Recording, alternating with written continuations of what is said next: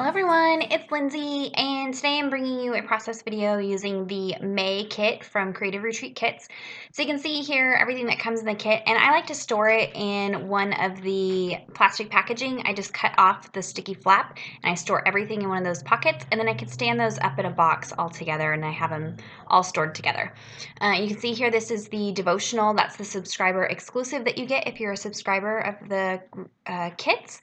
And then I went ahead and pulled out some Faber-Castell Pitt Artist pens in colors that match the kit, and I'm going to use those on the entry today. So for today I'm working in Psalm chapter 18 verse 2, and I wanted to use some of the lyrics from a song by Cutlass called Strong Tower. And through Google, I found this verse here that kind of goes with that song. And so I'm going to go ahead and do my journaling here today.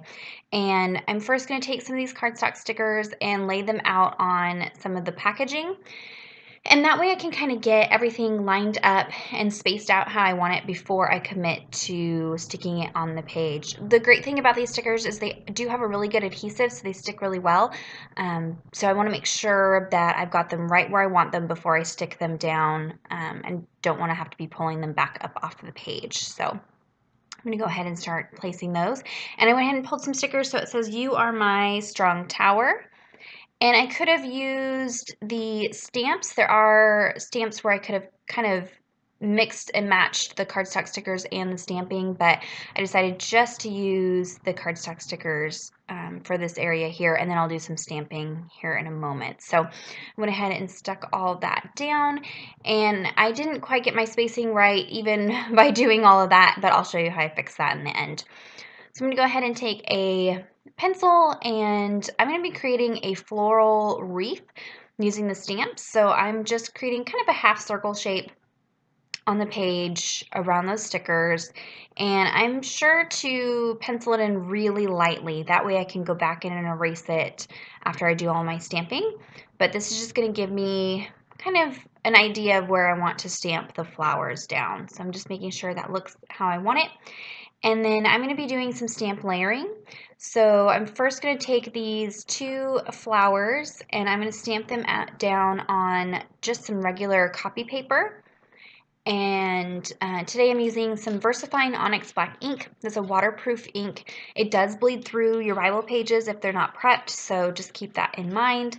I have yet to find one that doesn't bleed that's waterproof, so it is what it is. But I'm going to be using those markers today to color in, so I did want to use something that was waterproof and wouldn't bleed once I started using those markers. So I'm going to go ahead and cut these flowers out. I'm cutting right along the stamped line of these flowers. I only wish that cutting was this quick, but these are pretty simple little flower shapes, so they're easy to cut out. So now I have my stamp masks. And then I'm going to go ahead and start stamping on the page. I'm going to take the larger of the two flowers first, and I'll stamp that down. But I'm going to put a piece of cardstock behind the page I'm working on. My Bible's getting pretty full, so I want to make sure that I've got a little bit more solid surface behind that page when I do my stamping. So now I've gone ahead and stamped that down, and I'm going to go ahead and attach the smaller flower to the back side of my block, and that way I can move along a little quicker. I went ahead and covered that larger flower with that piece that we cut from the copy paper, and that way when I stamp the smaller flower, it's going to look like it's behind the larger flower, and you'll kind of see that as we go along. So I still have that piece of copy paper over that flower, and then I'm going to stamp down that little sprig piece. And you can see now it looks like all that stamping is behind that larger flower. And you can do this with any type of images that you want to layer and stack.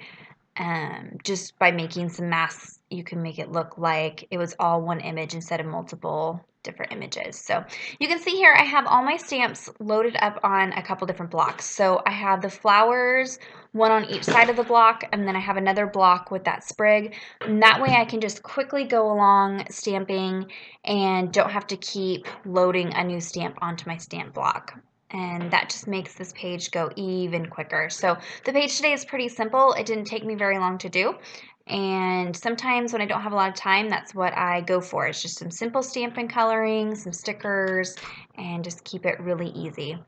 So I'm just going back and forth and filling in areas on this wreath using those pencil lines as a guide. And then now I'm going to take a fine tipped pen and fill in the circle shape. And I'm going to go over this several times to just create a really messy line in between all of these flowers.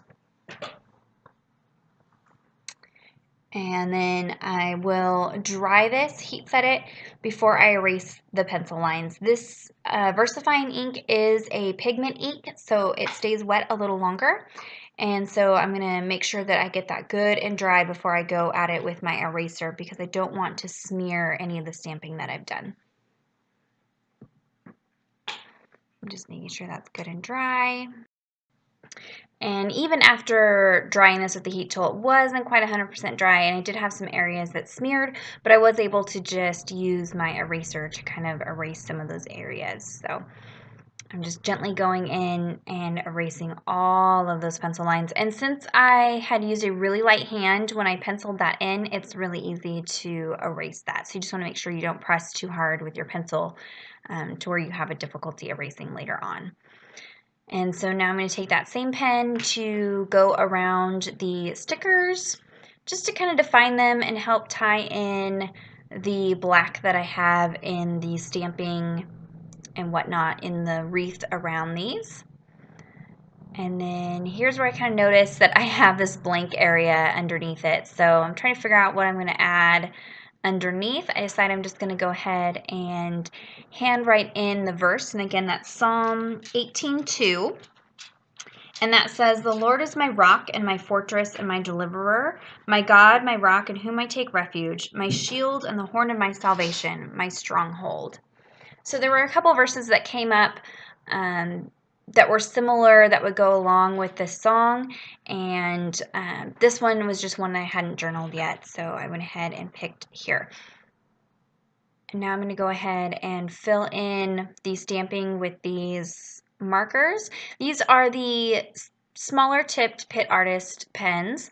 These don't bleed through the page unless you go over the same area several times. So I didn't have bleed through. I did have quite a bit of shadowing from these markers, but I really saturated these flowers with the color. So if you just use a lighter hand, they don't bleed through.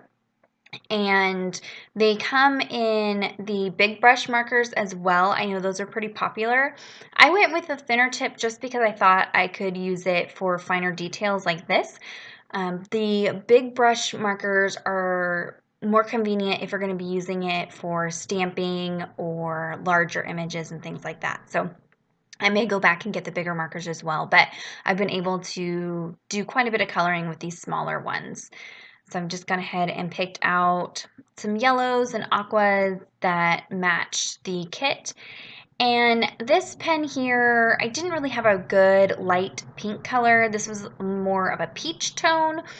So I'm going to go ahead and use that, but then I'll go back in with a kind of deep pink marker and add some detail to those pink areas just to make them look a little more pink and a little less peach, if that makes sense. And once it's all done, it all kind of comes together and looks just fine now that I've added a little bit of pink detail. So again, just really simple coloring, and this went by really quickly. I'm going to go ahead and take a Uniball Signo white gel pen to add some white detail to the flowers. And I only had that one white sticker used at this point, and so I wanted to bring in a little bit more white to the image just so everything looked cohesive. I'm going to go back to that aqua marker and just add some dot detail around the wreath, just to add some more details to it. And now I'm going to bring in some of the heart stickers. So I pulled one of the yellow hearts from this month's kit, and I went back to last month's kit, and I had one white heart left, so I went ahead and pulled that out. That way I have a little more white in this image. And the hearts don't stay there. I end up putting them down here underneath the other stickers to kind of balance everything out. So I'm first going to lay down that white sticker. I go around it with the fine tip pen, and then I'll go in with the yellow sticker as well. So that's going to be pretty much it for the entry. I didn't do a lot of journaling. With a page like this, usually I'm kind of praying and just in conversation with God as I'm working on it.